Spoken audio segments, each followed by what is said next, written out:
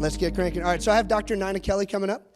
Nina M. Kelly is a mythologist with an emphasis in depth psychology. She's a storyteller, author, humanitarian, and cultural and arts activist. She is also an archetypal pattern analyst and dream pattern analyst.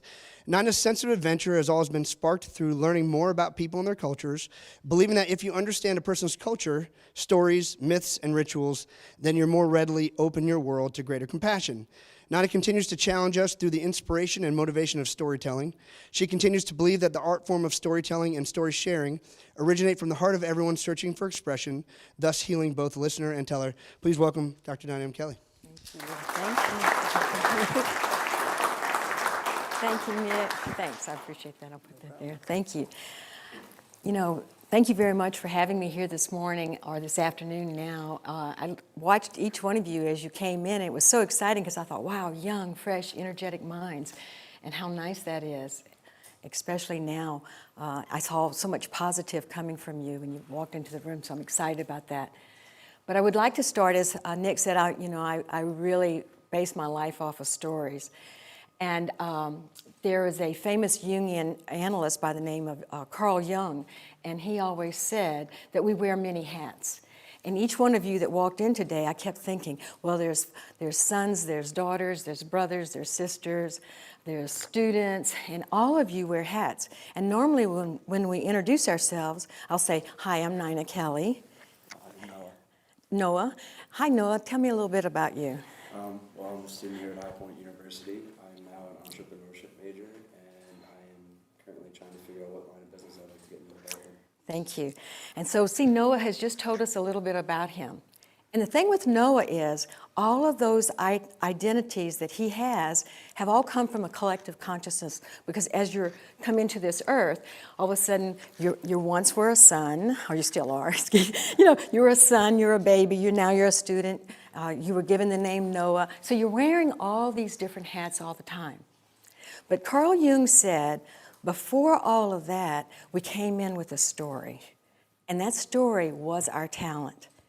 And then James Hillman, who was another Jungian analyst, said, and so after he worked with thousands of patients, discovered that if you go back and you look at what you did between the ages of 5 and 8, that's where your talent lies.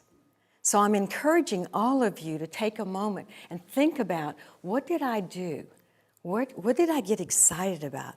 What turned me on? And then you will see how that has probably brought you where you are today.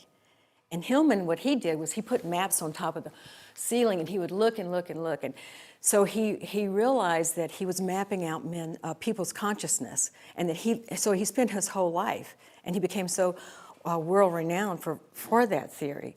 So if you look at yourself and you think, I wonder, what did I do? What was exciting to me? Where was my passion? And that will enhance you as you go further in your career. So I invite you to carry that with you, see? And then there was a German philosopher by the name of Hegel. And Hegel said, you have to have passion, because it's the passion in life that brings you all your energy. So that's critical. Know your story, have your passion.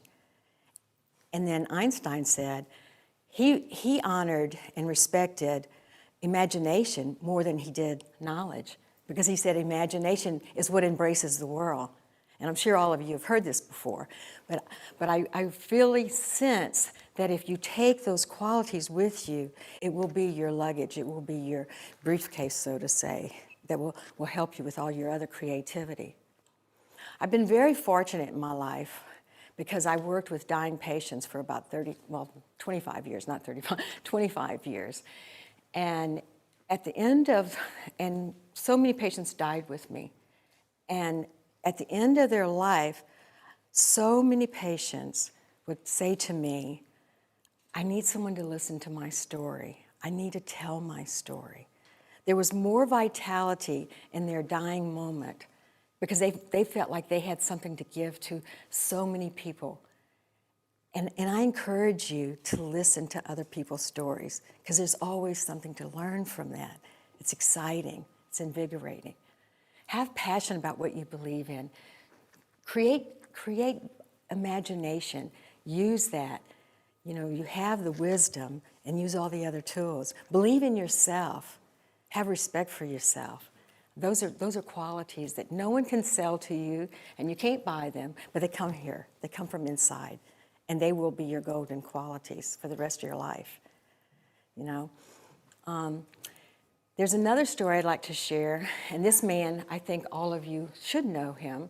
His name was Louis Armstrong, and Louis Armstrong came from very tragic circumstances, but he always had this belief in his heart that he had something to give to the world. And he got himself in trouble. I don't know if y'all know the story or not, but Louis Armstrong came from poverty. He was picked up because he was doing something he wasn't supposed to do on the 4th of July. He was shooting a firearm in town, and he got picked up by the juvenile justice system. He was put into a home. He was given a horn. He came from a city, which is where I'm from, New Orleans. He came from a city that loves music, so he always had music in his soul. He was given a horn, and when he was given this horn, he learned how to play music. So then he took that gift that was given to him, and that was a dream, as he told later on when he told his biography. He always had that dream of music. So he always considered himself an ambassador for music, see? And so all through his life, he became very famous for playing the horn. But towards the end of his life, he was given a piece of music, he read the score, and he said, "No, I don't like the music on this." But then someone said, "Read the lyrics." So he read the lyrics, and the lyrics stood for everything he represented in life. And the song is, "What a Wonderful World." That song has sold more songs, more records, than any other song right now in the world. Now, the reason why I'm sharing this with you is because it circles back to stay true to what you believe in. Have passion behind that. Be creative. Use your imagination.